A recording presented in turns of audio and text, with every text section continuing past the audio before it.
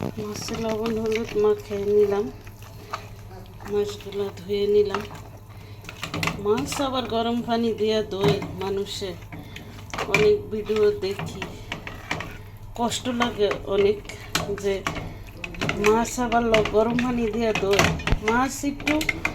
মাছ খাইচা খাইচা ধুইয়া তারপরে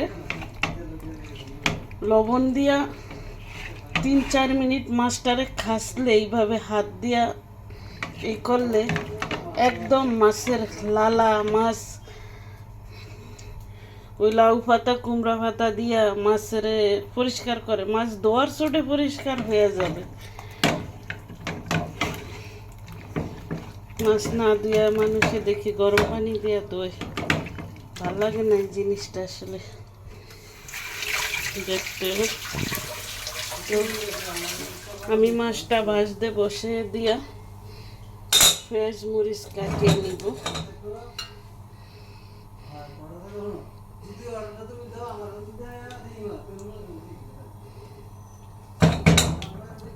কড়াইটা অনেক বড়, যার জন্য তেল বেশি দিলেও বোঝা যায় না।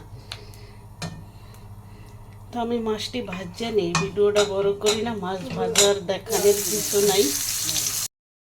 কফি তরকারি মাছ দেওয়া, যার জন্য কালি জিরা দেব না, একটু সাদা জিরা দেব।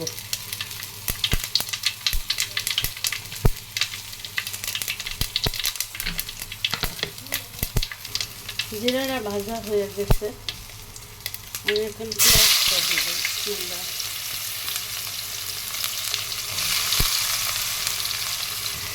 পেঁয়াজটা দিয়ে দিছি, পেঁয়াজের সাথে লবণটা দিয়ে দিলাম। লবণটা দিলে পেঁয়াজটা ভাজা হয় সুন্দর তাড়াতাড়ি। আমার তরকারিতে তেলটা একটু কম থাকে, তেল খাওয়া ভালো না, তেল কম। পেঁয়াজটা ভাজা হয়ে গেছে, পানি দিয়ে দিলাম।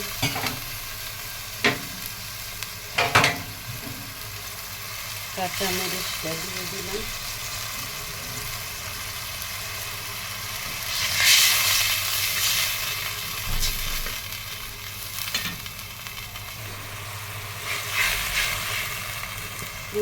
হলুদটা দিয়ে দিই।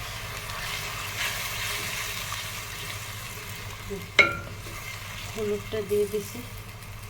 হলুদটা পানি দেওয়ার পরে দিলে কি হয়, হলুদের কালারটা খুব সুন্দর থাকে, আর তেলের উপরে হলুদটা ভাজলে কালারটা নষ্ট হয়ে যায়। মশলাটা কষতেছে, মশলাটা কষানো হোক। আমি হয়েছে এখন লাল শাকটা কেটে নিব, ডাঁটাগুলা কেটে নিচে দিব আর শাকটি উপরে দিব, কারণ ডাঁটাটি সিদ্ধ হইতে তো টাইম লাগে, এই জন্য ডাঁটাটা নিচে দিব। সবটি শাকের ডাঁটা তরি কাটিয়া তারপরে দিব। মশলাটা কষে গেছে সুন্দর মতো, আমি এই কপিগুলা দিয়ে দিব।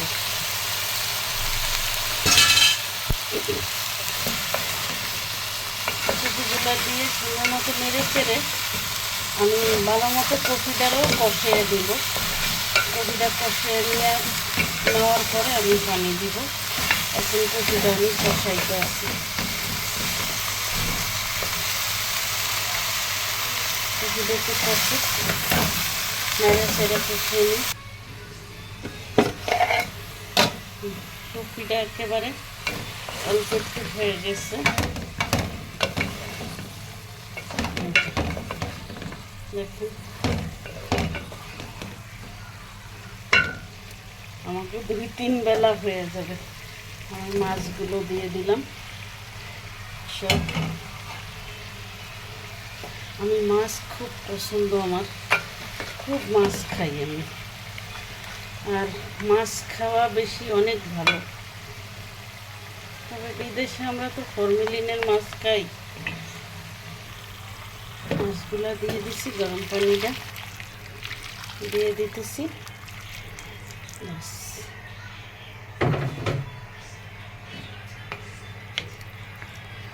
এখন আমি মাথাটির একটু নিচে দিকে দিয়ে দিব।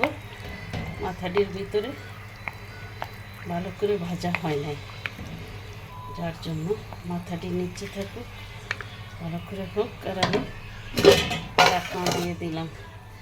শাক কেটে নিলাম। শাকের ডাঁটাগুলো এই যে ছোট ছোট করে কেটে নিচে দিয়ে দিলাম।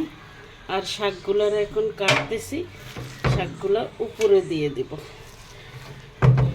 এই তো আমার ফুলকপি দিয়ে মাগুর মাছ রান্নাটা শেষ। আমি ধনিয়া পাতা এটাতে দিয়ে দিলাম। আর লাল শাকের সাথে ধনিয়া পাতা দিয়ে কে ভাজি করিয়া খাইছেন, কে কে যে খাইছেন সে তো অবশ্যই জানেন। আর যদি কেউ না খাইয়া থাকেন তাহলে অবশ্যই খেয়ে দেখবেন। খাওয়ার পরে বুঝতে পারবেন যে এটা কি, মানে এত সুন্দর গ্রান আর টেস্ট। আপনারা খেয়ে দেখবেন। আমি এই চুলাটা এখন অফ করব। আগে লাল শাকের ইয়া করে নিই, তারপরে তরকারি ছোট হাঁড়িতে ঢালব। চুলা অফ। আমি লাল শাকের পেঁয়াজ দিয়ে দিছি। আরও লাল শাক রয়েছে, এগুলো কেটে দিব এখন উপরে।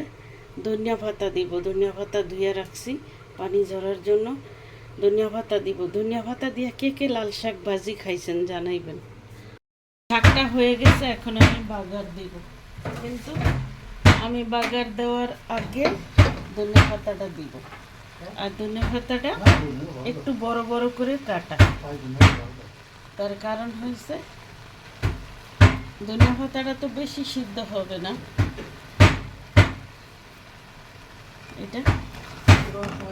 এটার গ্রান আর এটার যেই পুরা শাকেরে একেবারে অমৃত বানিয়ে হালায় এই ধনিয়া পাতাটা। এখন আমি শাকটা বাগার দিব। রসুন ছেঁচে নিতেছি। তুমি টাইসটা ভাঙ্গেলাই। তেল দিয়ে শুকনো মরিচ দিয়ে দিলাম বাগারের জন্য। আমি শাকে কোনো কাঁচামরিচ দিই নেই। কাঁচামরিচ না দিয়ে বাস পেঁয়াজ দিচ্ছি। আর এখন আমি শুকনো মরিচ দিয়ে বাগার দিই। মরিচটা ভাজা হয়ে গেছে, আমি রসুন দিব। শাকে আমি অনেক রসুন দিই, তাই আমি অনেক রসুন দিয়ে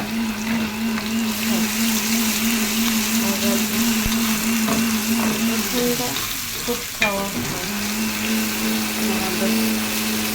ভাজা হোক, তবে তেল কম দেওয়া। রসুন দিয়ে বাদামি কালার হয়ে গেছে, কিন্তু ক্যামেরায় দেখা যাচ্ছে যে হয় নাই।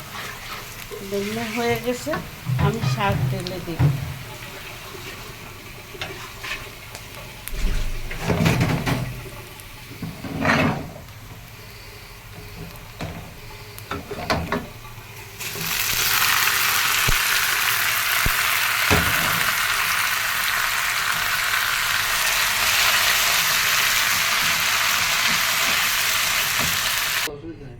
লাল শাকটা ভাজি করা শেষ, একবারে কমপ্লিট করে নিলাম।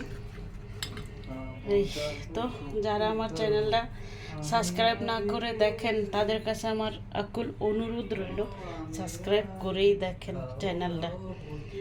আপনারা একটা সাবস্ক্রাইবার বাড়লে আমার জন্য অনেক উপকার। তো সেই হিসাবে অনুরোধ করব, সাবস্ক্রাইব করে চ্যানেলটা দেখেন। আল্লাহ হাফেজ।